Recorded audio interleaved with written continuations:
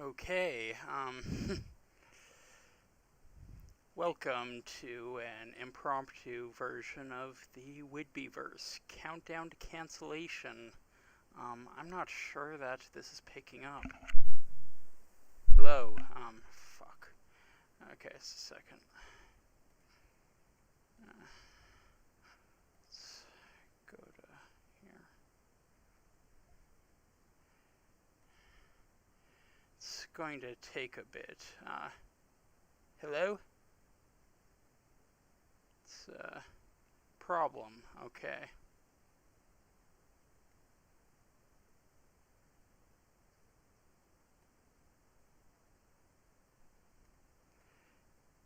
We are streaming. Okay, cool. Um, just,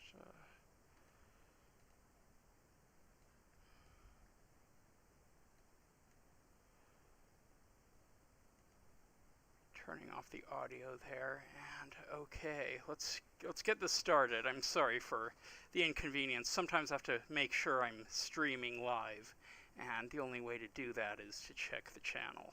So, assume I'm live, so let's get this started. Movie talk. Like it said, movies. What the hell happened?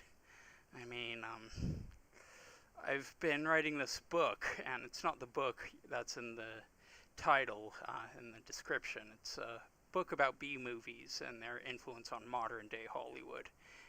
And ultimately, with modern-day Hollywood, it's like they ran out of gas, you know? I've been watching movies, and I feel like the last good year of movies was 2012. We got stuff like The Avengers, The Dark Knight Rises, John Carter. Like, there's a bunch more we got in 2012. 2012 was a really good year for movies. And, like, after 2012, it's like quality kind of dropped off a cliff, especially after, like, The Force Awakens. Force Awakens is, like, one of the... Well, anyway, enough people have ranted about The Force Awakens. I don't have much to add other than, well, when I got home from watching it, I was really getting off the high of watching a new Star Wars. And, like, I went into my bed. I pulled over my covers to go to sleep at night. Like, I was in complete darkness. I was processing what I had seen at the theater. And, like, I was going through everything I'd seen. And then I saw the end titles rising up. Except I didn't see names. I saw a giant middle finger. And I got angry. But that's my Star Wars story. But that's not the issue. The issue is the best movies I've seen since 2013 have obviously been like foreign films. How is it like, all the foreign countries are outdoing Hollywood? Like, Hollywood was always the gold standard, and now it's like the only things I'm really liking are like Godzilla, what was it? Godzilla, not Gaiden, Shin Godzilla. Yeah, Shin Godzilla is one of the best movies I've seen, and it's from Japan. It's from 2016. It's really good. I'd highly recommend checking it out. Same thing with the Rurouni Kenshin trilogy. I was blown away by that. I was like, oh my god, this is the Dark Knight trilogy of Japan. And I still stand by that. If you're kind of on the fence about getting Rurouni Kenshin or the live-action trilogy, considering what the creator did, or like what, well, I do understand, but I also understand that I believe he served his sentence. He paid for his crime, so if you feel like, if somebody serves their time, they paid their due to society, and yeah, it depends on what you're comfortable with. I'm comfortable supporting artists once they've paid their debt to society when they go bye-bye. I'm kind of forgiving like that, unless it's something really egregious, you know. Anyway, that's beside the point. What was I saying? Oh yeah, good movies. Yeah, so the other good movie I saw that wasn't from Hollywood, it was from Amazon. It was released in the US, but, very British film, Love and Friendship. starring Kate Beckinsale, Chloe Sevigny, Morfred Clark, among many other great British actors. Filmed in England, starring the English, written by an English author. I'm not sure of the nationality of the director, but I definitely consider that to be a British movie, and it is like one of the two funniest movies of 2016, the other being Deadpool. Deadpool is just as funny as Love and Friendship, just in different ways. And, that's the thing about comedy. We'll come back to comedy about that. We're talking about that tonight. But as I was saying, I was watching all these old movies for my B-movie book, and I've been watching a lot of Ray Harryhausen movies. And just so you know, that's like the image right here. Ray Harryhausen did a lot of the work on Mighty Joe Young, or it's at least alleged that he did a lot of the work on Mighty Joe Young. Mighty Joe Young is sort of a spin-off of the King Kong franchise. I was looking at the box, the VHS box when I was a kid. Like, I was looking at this Mighty Joe Young movie, and it, said it was, the third in the King Kong trilogy, and it, had Carl Denham as, the circus ringleader, getting a gorilla, and it's that wasn't it at all. That was that's a very bad description. Mighty Joe Young is a fantastic film, though. I would highly recommend it. Ray Harryhausen's first big feature. Who is Ray Harryhausen? Let's see if we can pull him up really quickly. Let's see. I think this might be it. No, that's not it. Just a second. Well, anyway, Ray Harryhausen. Here we go. Let's pull him up. Ray Harryhausen is a very weird person, but thank goodness he's weird, because he's a guy that spends several months alone in a dark room playing with puppets. That's not your everyday person, and thank goodness he wasn't your everyday person, because we got a bunch of fantastic films from him, and he is more influential than you probably realize. Well, most of you probably realize. I'm pretty sure there's a fair amount of you who's watching this that know exactly who Ray Harryhausen is. But what did he do? Well, let's see. He did, just a second.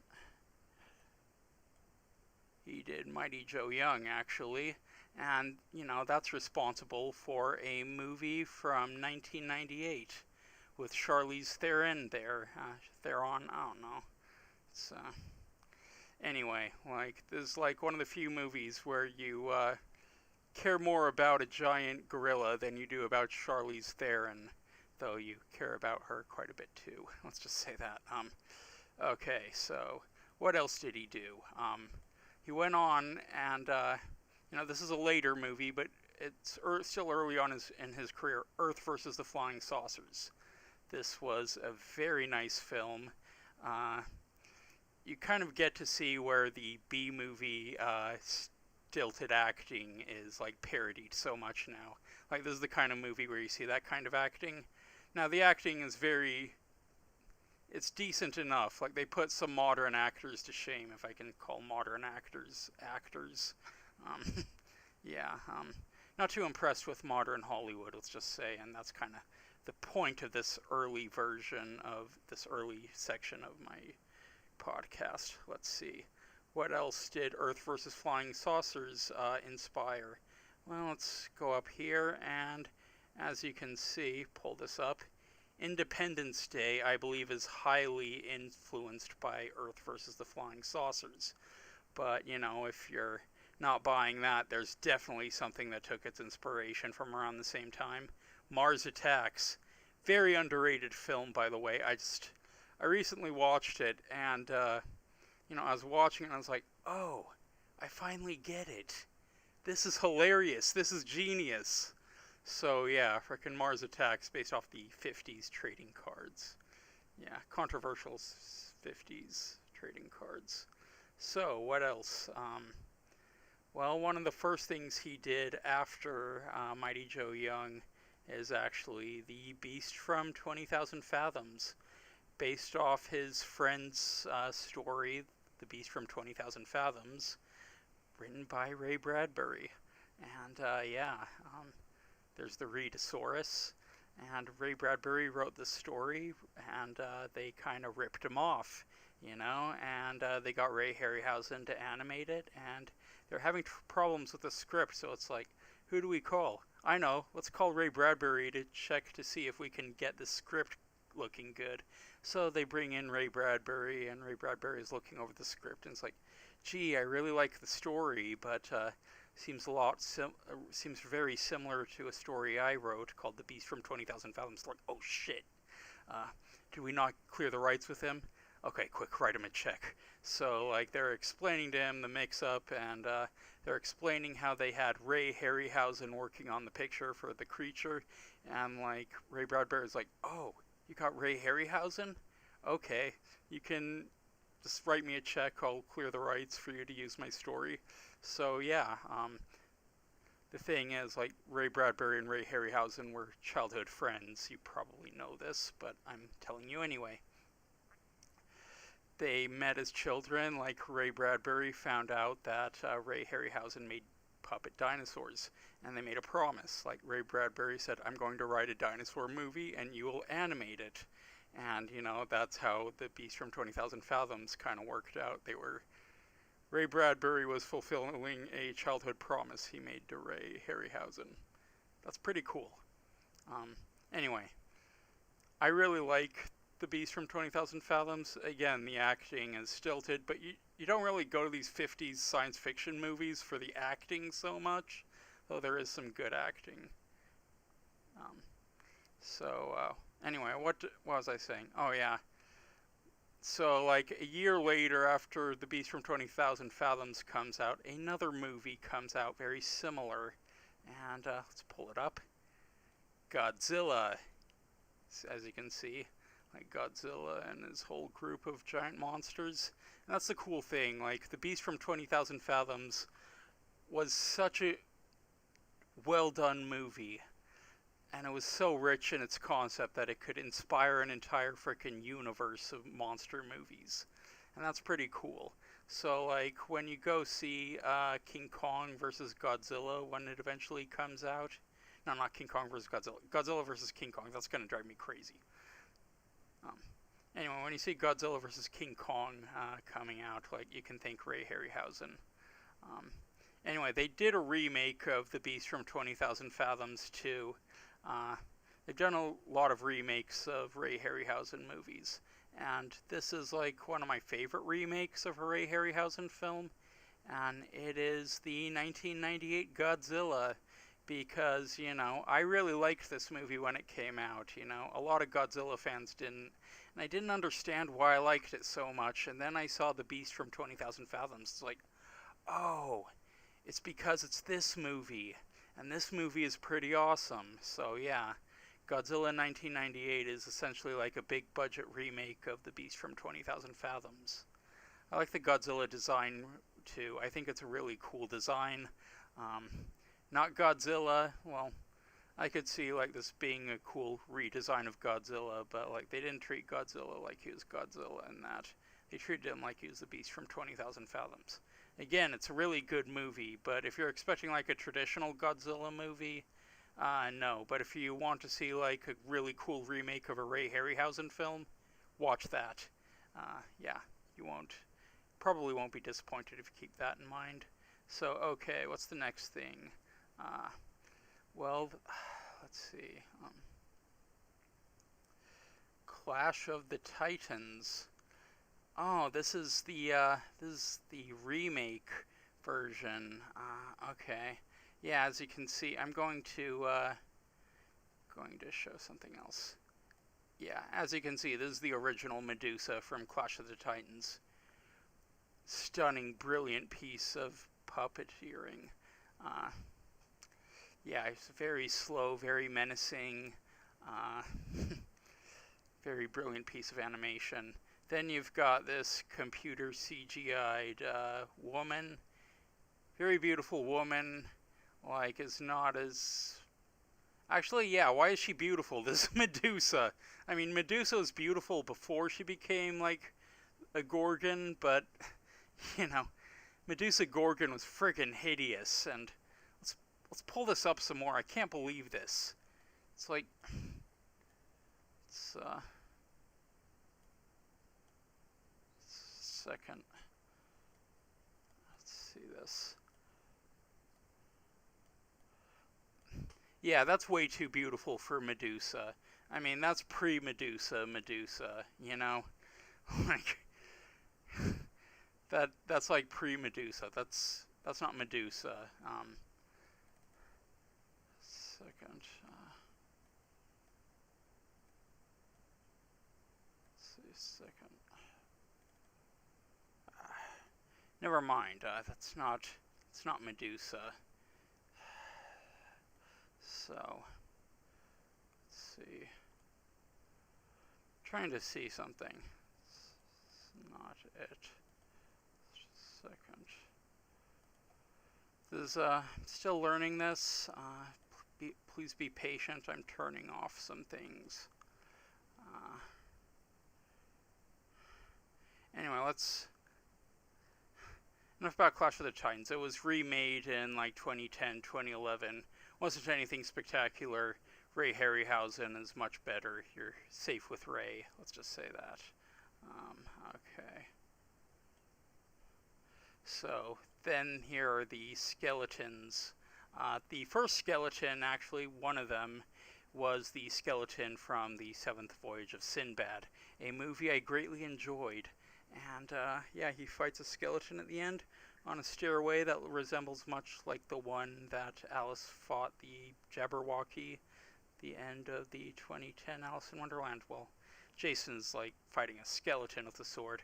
So like in Jason the Argonauts, something I should do a review of sometime if I like ever get into a regular habit of making videos. Anyway, this is like a really cool section where there's like 6 or 7 skeletons and they're fighting the Argonauts and Jason, of course, and it's a really brilliant piece of animation. So like, you know, what do they do? Let's see, what did it inspire?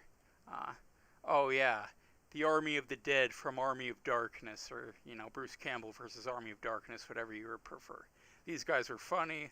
Like they're definitely trying to pay tribute to a Ray Harryhausen film, as you can see, and yeah, very much the Ray Harryhausen type skeletons. So that's pretty cool.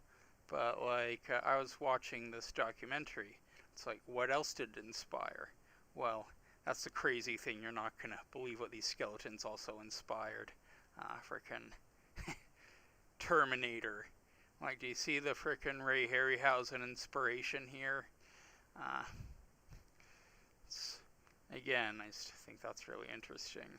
So, yeah. Finally, let's go to some other things, really. Bring this up. In terms of Sinbad, I've been talking about, this is a Kali statue from the Golden Voyage of Sinbad.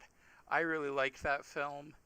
I'm liking all of the Sinbad films. Like, these are really great movies, all of these. Like, you know, the sword fight with the 6-sworded Kali statue is really awesome.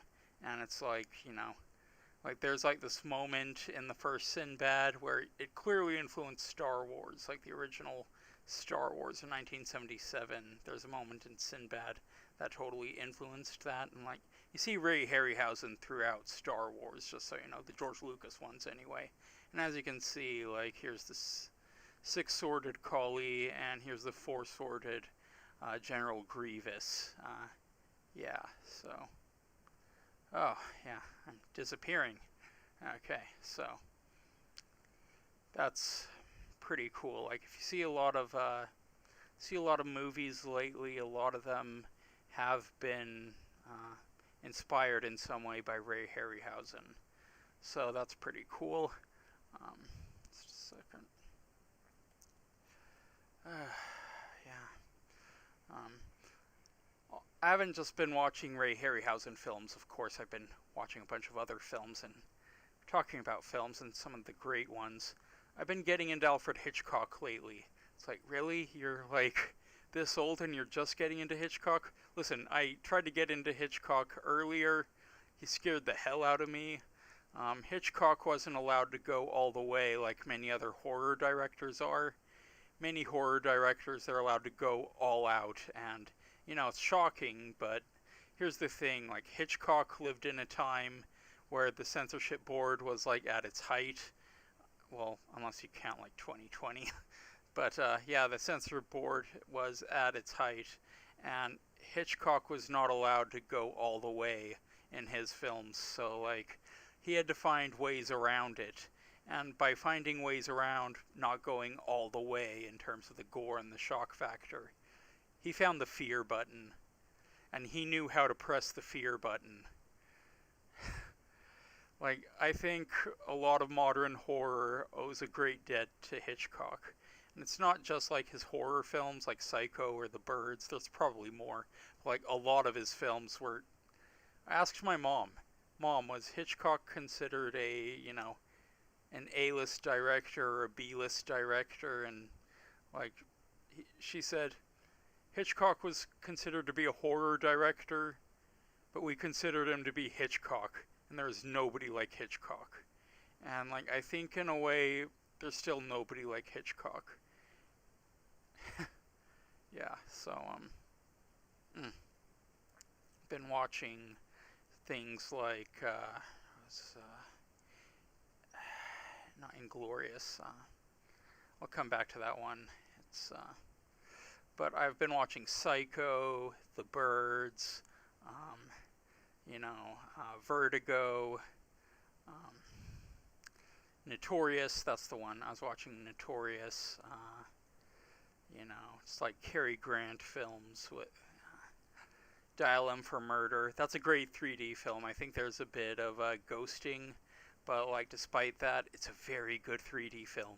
It only takes place in one room, but for the most part, like 95% of the picture, it's like just takes place in one room. Way it's shot, absolutely beautiful. Ending is very British. I love it. I'd never seen like a murder mystery end that way. It's very British. I love it. Okay.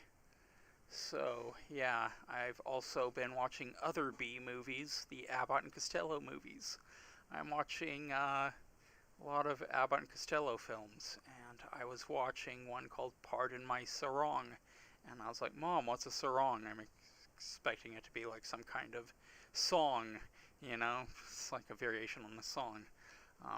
I think the only reason I got through my music classes in school is because I was related to Jay Welch. Well, anyway,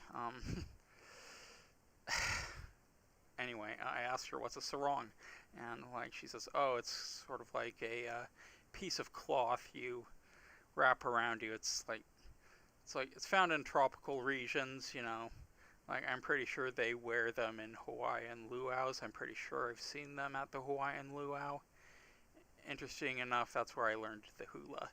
I kind of dance occasionally late at night. I'm a really damn good dancer, but I do a variation on the hula, and it's just, kind of evolved the hula into my own dance, and don't really do it in front of many people. It's a damn good dance, though. Anyway, I'm watching Pardon My Sarong with Abbott and Costello, and like I'm watching this section, and like there's a bunch of like hula girls, and they're just doing the hula. It's like it's just a whole screen of very beautiful hula girls, and I'm like, you know what? I miss this. I miss like a celebration of femininity in film. It's you don't really see feminine women, and you don't really see masculine men in film anymore. And it's like, what the hell happened? I mean, even I've been talking to people, they've noticed it. And like, let's talk about sexuality in film too. Like, you're not really... I mean, you look back at like the PG films in the day, you'd see like topless women. I mean, even in the 80s, like, PG-13 film would have a bit of nipple in it. And like now it's like, you don't even get to see, like, a woman's butt. You don't even get to see a side boob. What do you get to see all the time? The lead actor's butt cheeks. Why? Because fuck you. That's why. It's So I don't mind seeing like a guy's ass every once in a while, but maybe I want to see some of a woman as well. I happen to like women, I really like women. Um,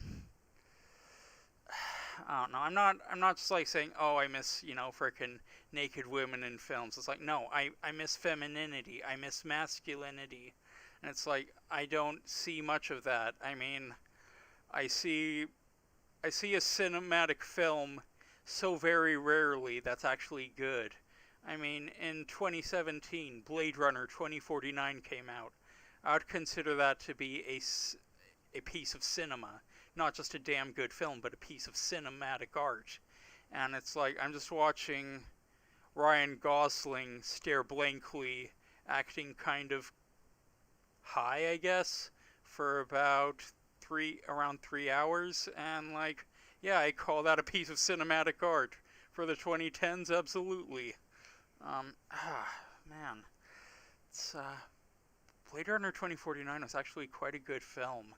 I know, like, there's a contingent of Blade Runner fans that don't like it, but I disagree. Like, this is the 2010s. I'll take what I can get. Yeah.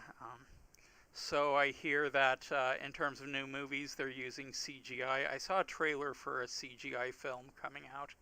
Surprised they can crank them out that fast, but then again, it didn't look absolutely realistic. I imagine that, like, someone that really cared would take about a year on the CGI to make sure it looked as real as possible, but they're not doing that. But anyway, the CGI technology used in the 2016 Rogue One to resurrect Peter Cushing, and like they also used the technology to de-age actors, bring back actors, whatever.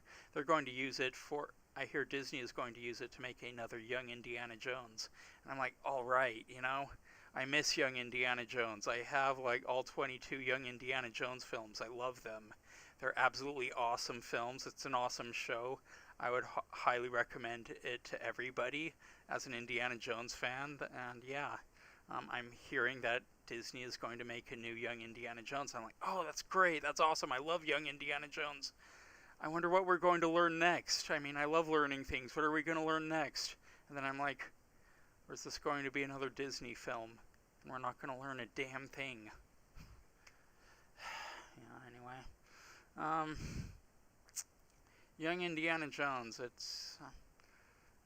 I want to be excited. I want to be excited. Yeah. So, on upcoming movies, I guess that I'm looking forward to Top Gun 2. I don't like the fact they're bending... No, they're not bending the knee to China. I think they're getting on both knees and bending over. But, then again, I haven't seen the film. I'm not sure I'm going to. It depends if they release it digitally. And that's the other issue with Blade Runner 2049, by the way. It was way too long. That's the reason I didn't go see it in theaters. It was just way too long. And, yeah. Just a second. I couldn't see it in theaters because, you'd want to take a bathroom break. But I do believe that if it was released digitally now, like they're releasing the movies, they're streaming them and releasing them. I figure if they did that with Blade Runner 2049, allowing people to go to the bathroom whenever they needed to and come back, I believe the movie would have been far more successful. I really do believe that. Yeah. Let's see. So, let's look back to here. Ray Harryhausen, okay. We're at the writing advice section. Okay, I don't know if you know this, but like I'm giving out some writing advice, so let's see. Yeah, everybody's like talking about representation these days, and representation is fine. Actually, I was in a film class, in a film major, and like we're bringing up representation, and yeah, I didn't really care for the sociology in film class. I felt like it was trying to tell me how to tell my stories, and I don't really respond to that. But they brought two things up that really stuck with me, and I'm going to relay one of them because it's relevant to this. Um, what's the what's the one thing that's worse than like a bunch of negative pictures? One picture, uh, one picture, and so that's the thing. Writing my book, I decided I wasn't going to show just that one picture. I was going to show other pictures, and I was, yeah. I have a character in my book. He has Tourette syndrome. I didn't put I didn't create the character to have Tourette syndrome originally. Uh, I was actually watching the Boondock Saints with a friend, and Doc came up. Doc has Tourette's. I was like, I fucking love Doc. He's such a great character. I should get my own Doc. Sorry about that. So yeah, I should get my own Doc character. So it's like I look at some characters I created for my book, and it's like, yeah, that character should have Tourette's. But the thing is like I had a problem with the one picture they do of Tourette's, and it's a fine picture, it's accurate, but I didn't want to do that picture, so I kind of used other symptoms of Tourette's, and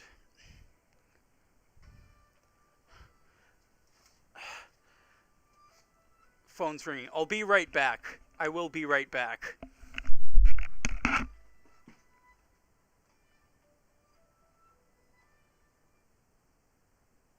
Yes?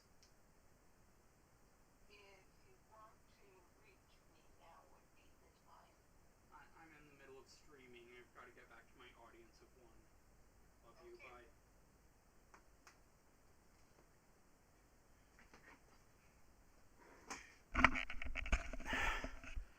Sorry about that.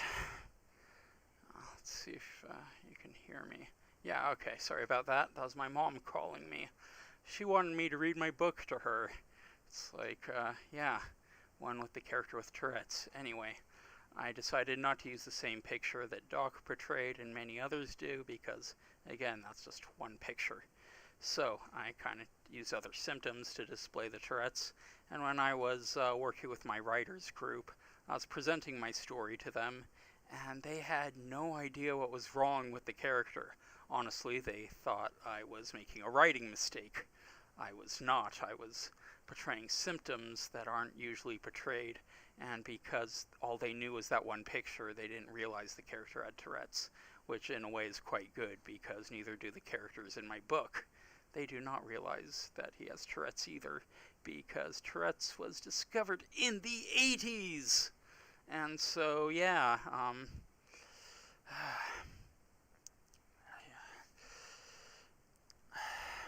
so yeah, if you want to do a class of people or, a group of people or whatever, and they only have one photograph, I think it would help to present a different photograph. For example, I have like this dungeon keeper in my section. Has to do with one of the Crusades. There's a dungeon keeper, and like originally, like I had him say something very cliche. It's like something they always say, and it's like something you'd expect him to say. And I submitted it to my writers group, and like they're always like getting on me about, oh, this insult is cliche, oh, this trope has been overdone. Well, I showed them the dungeon keeper, and they were happy with it, but I wasn't, because it was the same picture you always see. So I decided, you know what? No. I'm going to rewrite this character. And so I really expanded on this character, gave him more personality. And you know what? Right now, in terms of the first 10 chapters of my book, he is like probably my favorite background character, side character, whatever. I just freaking love that dungeon keeper now. And yeah, again, always try to find other pictures of people. People are not one-dimensional. They're not two-dimensional either. They are fully rounded people. Okay. And, yeah. Let's go on to the next one. Let's see. Next piece of writing advice.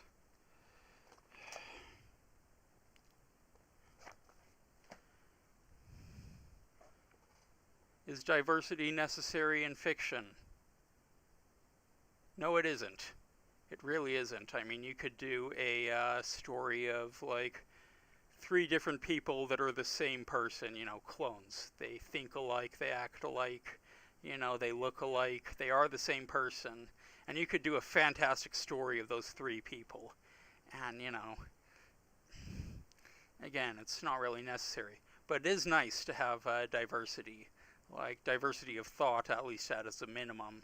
But, if you have, like, diversity of the genders, diversity of the race, ethnicity, diversity of religion, diversity of philosophy, diversity of truth, It's like just diversity, it's great. You can have diversity of fantasy creatures. That seems to be a big thing in fantasy. Like, I find fantasy is one of the more diverse sections. Like, people are saying, like, oh, frickin' Lord of the Rings is nothing but, white men. It's like, no, there are elves, there are dwarves, there are trolls, there are orcs. Like, it's actually a very diverse land, And if you're, like, talking about, like, race and ethnicity, I would point you to the Silmarillion, where, there's the black elf.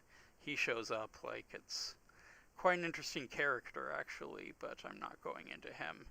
But it has to do with the story of Gondolin, so that's cool. Perhaps one of these streams I'm planning on doing, I should talk about the Silmarillion. No, let's talk about.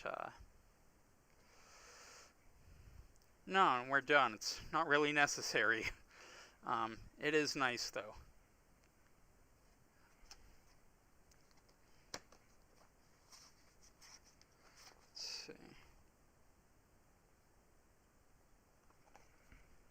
Okay, another thing I found in terms of writing is the concept of sensitivity readers. Now, sensitivity readers are a controversial subject. Is it, like, ethical to pay people to, like, be sensitive to your work? I would say that having worked in film, I have come across this moral, ethical problem before. I find that to pay people to find problems with your work is highly problematic. That's the problematic part, paying people to find problems with your work, because you're not going to get an honest result either way. You're just not going to get any honest answers either way. And honestly, it's a scam. It is a scam for people to make money. If you want to have a sensitivity reader, which I did employ, like, several sensitivity readers on my work, I didn't pay any of them. I didn't pay them a single penny for them, like, pointing out anything that, probably went a little too far. No. I got honest answers that way, and I have a much better book because of it. To pay people to find problems with your book, you're not going to get any honest answers. So, okay.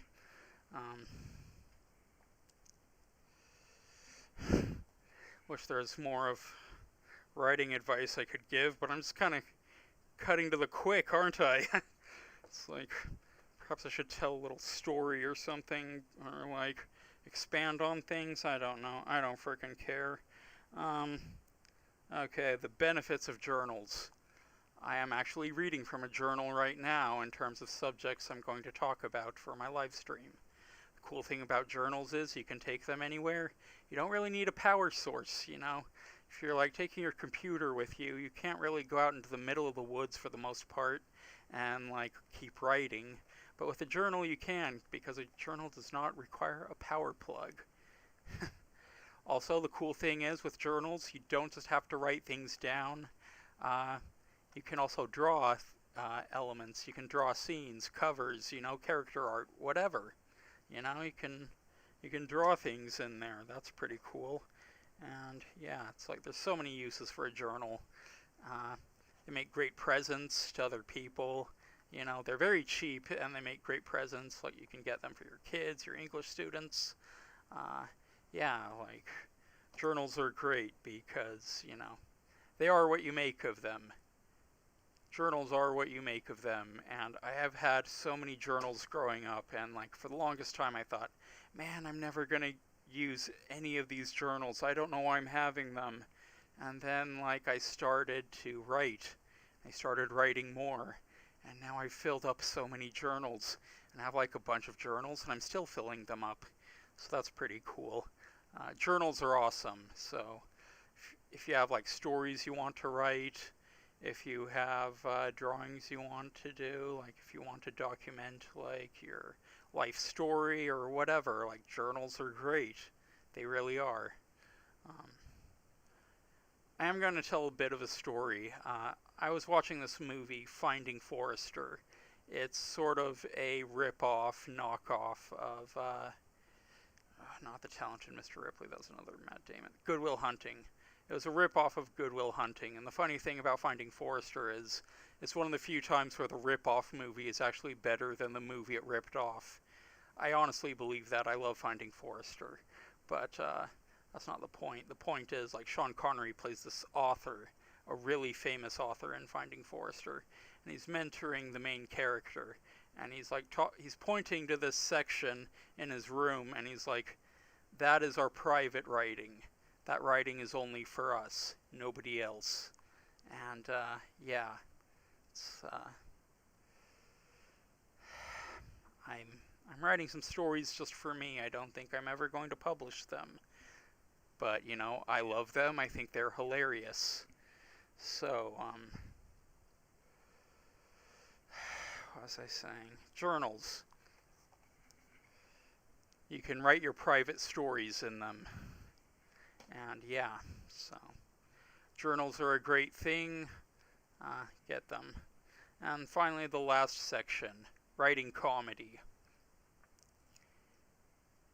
Can you write comedy in 2020? No, I don't think you can, but if you're actually into comedy, you're going to do it anyway. Comedy is great. I think you might know I have Tourette's, but like, you know, if you think I have trouble controlling my voice and everything here, oh, don't worry, I just go fucking nuts in my writing. Like, I just fly off the handle. Like, I am so freaking sarcastic. That's the cool thing. In terms of this first book I'm writing, what I like about it is, like, it starts off very serious, and as you get further and further through the book, like, I slowly crank up the dial of sarcasm, and like by the end of the book, like nearly every five pages, a midget with a mallet named Sarcasm pops out and bludgeons you repeatedly. So yeah, I was asked like, aren't you afraid of like people, you know, taking this seriously? And I'm like, listen, if anybody that finishes this book, they're going to wonder why they ever thought of taking me seriously at all. Let's just say that. Like, but this isn't about me or my book. The point is, like, humor. What humor can you write? And that's one technique. But there are other techniques that I do employ in my writing, which is the multiple levels of humor. Like, obviously, there's, you know, the very lowest base of humor. You know, fart and poopy jokes and that stuff. That was really hilarious when I was 6. I think there's like the lower forms of humor, of course, you know. Then there's things like slapstick, you know. And then like you've got, you know, the witty humor. Then you've got like the very intellectual humor. There's of course like average humor as well, where it just like appeals to everybody. There's safe humor. There's offensive humor, you know. That's kind of a tricky one, but like once you're well acquainted with humor enough, like you kind of know how far to push. Yeah. So anyway, writing humor. I would highly recommend, and this is just me as a reader myself and a writer, I prefer sort of the 80s to 90s humor. Um, I would I would also say like Mel Brooks is like a good place to go to if you want to like get inspiration for humor. Uh, Abbott and Costello, like if you're really into comedy, like as I was saying, Abbott and Costello, they found the humor button. They found like the humor button. They're completely safe, completely hilarious, and yeah, cancel culture is coming for them. Cancel culture is coming for them because they're funny. But that's neither here nor there because, oh boy, this kind of went into a thing. Abbott and Costello are great masters to learn from, though. Absolutely. So, yeah, humor. You know, the funny thing about writing is that you can make several jokes that you can't in live action. I found that as a writer. There are several word jokes you can make that just wouldn't translate to film. And that's the cool thing, especially with humor, is you can do things in film that you can't do in writing, but there are things you can do in writing that you can't do in film. And there are things in comic books you can't do anywhere else. And that's the cool thing. You know, that's kind of the problem with like video game movies. For the longest time, is like they didn't have a strong enough story to support the movies, and ultimately, like that was the thing the video games had, was the interactivity. Yeah. But humor in books seems like to be one of the last bastions of humor. Like if you want to be funny, if you want to just go completely off the handle, like yeah. Books are books are a good place to go. Good place now. Sorry. Anyway. So yeah, let's see. Finally, book info. Let's talk about my book a bit, like we haven't talked about it enough. I think you might be able to tell I like old movies, I like classic literature, you know, a lot of that stuff. I do. I think that old things are a lot better than new things. For example, like 80s movies. Do you like the original 80s movies, or do you like the crappy remakes we've been pumping out, like in the 2010s? I like the originals because they had imagination and passion. And yeah, like Sherlock Holmes, great example. He's considered classic literature. Back in the day, he was the Friends. He was the How I Met Your Mother, you know, the Big Bang Theory. He was that to the British public. And now we consider him classic literature. And that's like something as a writer I hope to accomplish one day, is like creating my own character that, you know, lasts as long, permeates into pop culture as strongly as Sherlock Holmes or Zorro. As it is, I am currently writing a book that starts off during the beginning of King Richard's campaign in the Third Crusade. And that's pretty cool. Like, we follow this character, this person named Robin.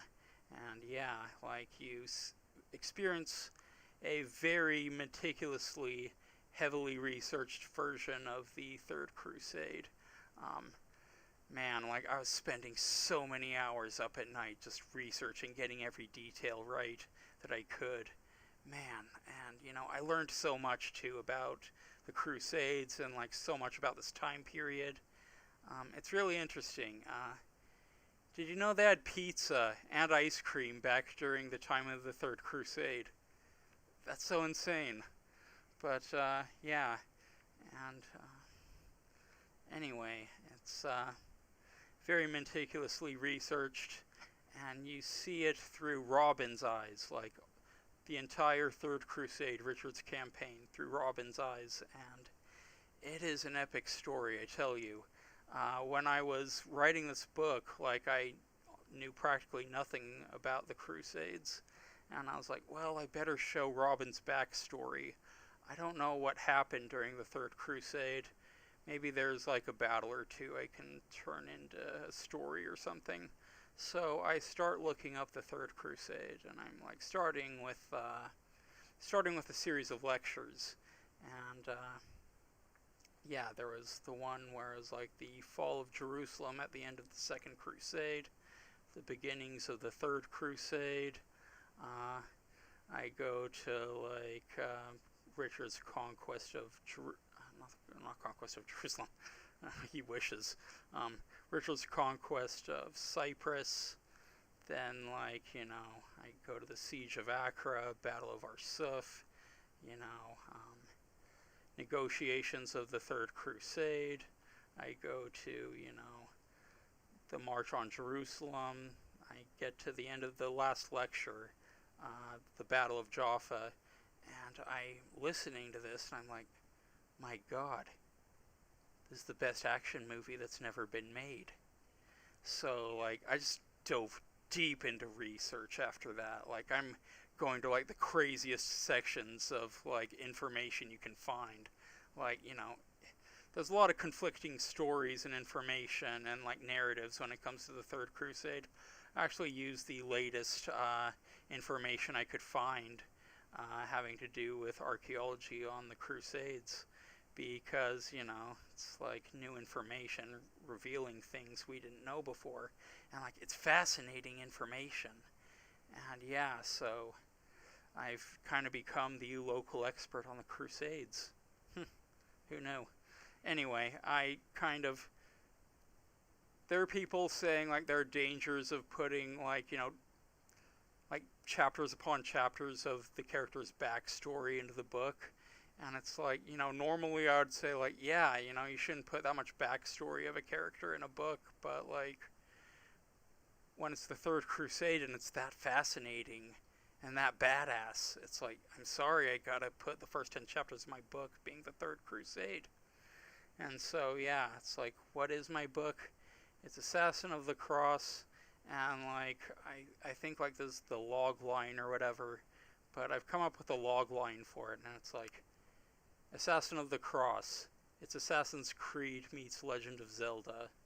And yeah, that's essentially my book. Like, it starts off, it's like during the Crusades, very much like an Assassin style book. And like it eventually just turns into sort of a Legend of Zelda type adventure. But yeah, if you're interested, like it's getting closer and closer to cancellation. Yeah. So, don't you mean publication? Well, that's the thing. Like, I'm talking about, things like representation in books. Everybody wants representation in books, And it's like, yeah, I have representation in my books, It's probably the most diverse book I've ever written, actually. And I think it's probably one of the best things I've ever written. And, like, there's a lot of people on BookTube. And, like, a lot of people in the reading community in general, and there's like, we want diversity in our books, we want more diversity, and it's like, okay, so I'm going to give them diversity, and they're gonna fucking hate it, but what can you say, they're gonna fucking hate it because they agree with it.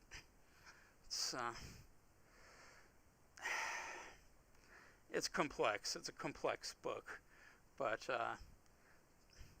it's funny, like my friend Elliot, who's like saying, Holland, this is a very good book, but you're going to be a controversial author. It's like, one can only hope. Yeah, let's see. Yeah, so. Let's see. I have like a bunch more books I'm working on. This B-movie book has been really fun. As I said, I've been watching a bunch of Ray Harryhausen films, just a bunch of films in general, and they're really fun. And that's the thing I was saying, like, I like old films, and, like, I've been taking, like, my director's visualization, and I essentially directed this book. and like it's a fantastic book. Like if you're wondering, like always saw this as kind of like an old 70s grindhouse film, like an A-list $100 million 70s grindhouse film. It's it's a complete B movie. It's like this whole book. It's like one giant B movie. Like I was talking to a person in my writers group, Joe. He was the leader, and he's like saying, "Holland, you wrote a comic book." It's like, well, that's how I learned how to tell stories, was comic books. So yeah, pretty much everything I write is essentially a comic book. I have like another person, Martin. He was like saying he's actually been witness to like the entire formation of like the book in its current state, and like he told me essentially, Holland, I don't know how you can listen to hours upon endless hours of boring lectures and make it into and turn it into something this good. And he's also like, I don't even like reading classic literature, but I love seeing it through your eyes, and I'm probably going to use that in the marketing. I don't know. I used to be in advertising as well. I don't know if you know that either. It's probably a lot about me you don't know. But, yeah, used to be in advertising. So I've kind of been catching up on book marketing, and there's a lot of information. And, like, I've been doing nothing but taking notes for months now. Like, probably a year at this point. I've been compiling it into data. I have a hell of a marketing plan now. Like, I have some things that would be very hard to find, and things I haven't heard of yet on any of the other writers' advertising tips. So, yeah. Compiling, doing your research is very important. I found that out. It was drilled into me in school, both like, grade school and college. Do your research. And honestly, I think that's how you get your best work. Like, do your research. Research turns up some crazy stuff, I'll tell you that. It really does. So, yeah, I think that the book is quite good. It's adventurous. My beta readers freaking love it, so that's good.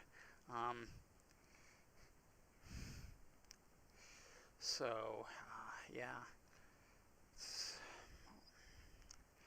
Okay, the assassin genre. I've never really read any assassin genre books. I know it's a whole genre. Never read any of them. I guess like the only way I know how to tell like this sort of assassin story is because I was watching Rurouni Kenshin. I love Rurouni Kenshin. Like, felt like what the author did was kind of cruddy, but he paid his debt, So I can't hold it against him if he paid his debt. And so I kind of see my book as very Japanese.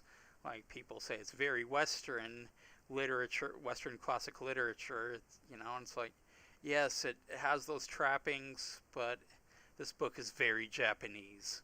So, yeah, I was like actually submitting another story where I was going even more nuts, and like this woman, I'm not going to pull up her name, I want to respect her privacy, but like, she hated it. She's like, this is really funny, I hate it, and yeah, so I found out about, like, you can't do comedy in 2019, 2018, whatever, you can't do comedy in 2018 to 2020, but the thing is, she said she had studied postmodernism, and she's looking at one of my stories, and she's like, I have studied postmodernism in, like, my literature class. I don't understand any of this. And it's like, that's because it's Japanese, honey. That's because it's Japanese. So, yeah. I find a lot of my writing to take inspiration from Japan, actually. My sister was totally into manga, and, like, I was into Japanese video games, and giant monsters and samurai, so, like, my sister's into Sailor Moon, manga, anime, stuff like that, and, so I have a very, like, Eastern meets Western writing style, I guess. Yeah. So,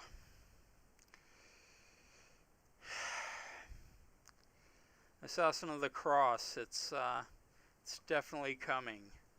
It's definitely coming, and hopefully it'll be released. It will be released, I think it'll sell, and then they'll come to cancel it. And I hope they do, because it's designed that way. I think that that's the purpose of controversial art, is to sell on controversy. And yeah, it's not that I intentionally wanted to be controversial. I really don't think it is very controversial. It's just people are too sensitive now. Like, they're really sensitive to things that aren't even that controversial. And that's the thing I'm saying. Like, Bud Abbott and Lou Costello, they found the funny bone button. They did clean comedy. You know, they're completely family-oriented and safe humor. Like, you know, they don't really do offensive things. Trust me, they're going to be canceled. Like, they're canceling everything. And, you know, like, these people going across the country tearing down shit, burning shit to the ground. Like, I'll tell you, this stuff started in the colleges, like, you know, Evergreen State here in Washington. Like, there was frickin' rioting and taking it over. Now they've graduated. They've all graduated from the colleges. They're in the real world and they're doing this. And, like, here's the thing, like, you know, they're starting to censor art. And, you know, they're banning books. They're, like, censoring movies, banning movies. Like, you know, it's like all this stuff is going on. And I'll tell you, like, at first I thought we were, like, seeing the rise of fascism. And I think Tim Pool still thinks that. Like, you know, Tim Pool thinks, like, we're seeing the rise of a sort of fascism on the left. But to be fair, Tim Pool still thinks that we have a full Bill of Rights. We don't. And, like, here's the thing, Tim Pool. I thought the same thing about the rise of fascism. But ultimately I came to the horrifying conclusion that what we're facing is what I'm writing about. And ultimately what they're doing is, like, they're burning down everything. So, like, what led us to medieval times was, like, complete a-holes. We're going around burning 9 out of every 10 books in the ancient world. So we only had, like, 10% of our knowledge left. So, like, 90% of what we knew was, like, wiped out. So, like, imagine this. We can't figure out how, like, humanity constructed the pyramids. We used to know before those books were burned. We used to know the full extent of our history, is, like, at least a further extent of it. We don't anymore. Like, that's why a lot of people think, like, humanity is only 6,000 years old, like, there was nothing before us. Because, you know, that's how far back our history books went, because our history got burned. So, what happens with the loss of 90% of, like, our knowledge? We go into the fucking Dark Ages. And, like, yeah, that was a thing. I don't want to go back to that. I really don't. And ultimately, don't do it. Please don't do it. If you're thinking of, like, going and defacing a piece of architecture, or, like, you know, censoring a piece of art, don't do it. Censorship is bad. You know, going back to the Dark Ages, that's bad. Like, yeah, things are imperfect, but, like, it's not a perfect world. And, like, if you try to make it a perfect world, you're just going to end up back in the Dark Ages. So that's, like, all I can say. If you like this content, please like, subscribe. You know, if you want to, share, of course. Comment, tell me what you think. You know. Yeah. So, this is Holland Timmons. This is the Astari. This has been the Whidbeyverse. Countdown to cancellation. Peace.